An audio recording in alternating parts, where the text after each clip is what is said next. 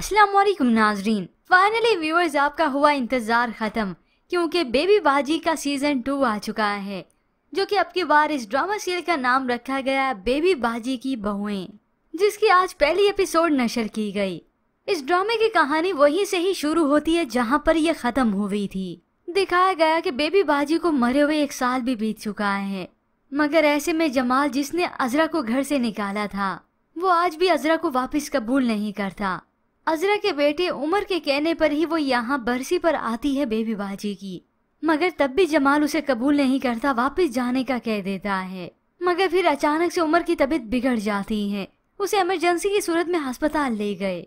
वहाँ पर अजरा को मालूम होता है, वो तो दौड़ी चली आती है हॉस्पिटल। जज्बाती होकर अपने शोहर से पूछती है उमर कहाँ है, तो वो बता ही देता है। अजरा अपने बेटे को मिलती है, उसे चूमती है। यूं उमर जब अपनी आंखें खोलता है तो अपनी माँ अजरा को ही अपने सामने पाता है, जिसकी वजह से ये बच्चा मुरझा सा गया है। यूं उमर की तबीयत संभली तो वो वापस हॉस्पिटल से घर आता है। माँ उसके पास ही रही, उसकी देखभाल करती है। फिर यूं ही अगला दिन बीता तो ये वलीद भी घर वापस लौट आता है। वो तो जमाल भाई से मिलने उनके कमरे में गया तो सामने इस अजरा को पाता है, जिसे देखकर तो उसे सारी वही पुरानी बातें याद आ जाती हैं कि इसने मेरी माँ को घर से निकाला था। वो दुकान पर आए तो नसीर भाई को कह देता है जो कुछ अजरा भाभी ने मेरी माँ के साथ किया है ना, उसके बाद मैं उन्हें अपने घर में बर्दाश्त नहीं कर सकता। और अजरा की वजह से यहाँ पर सभी का मूड ऑफ है, जमाल तो खास तौर पर। तभी खाने की टेबल पर वो अपने भाई नसीर से कह देता है खाना खाने के बाद अजरा को घर छोड़ाओगे। अस्मा ने सुना वो तो परेशान हो जाती है, बल्कि वो तो अब हुक्मन कह देती है उमर के ठीक होने तक अजरा भाभी यहीं पर ही रहेंगी, वो कहीं नहीं जाएंगी। उमर की हालत तो देखिए कितनी मुश्किलों से संभल रही है। यूं जमाल बहुत मजबूर होकर इस बात को मान ही लेता है। फिर ऐसे ही जमाल जो कि अपनी दुकान पर जाने लगा तो अजरा का उससे सामना होता है, जो अपने बेटे के लिए सूप लेकर जा रही थी। तो दोनों ही जाते जाते रुक गए।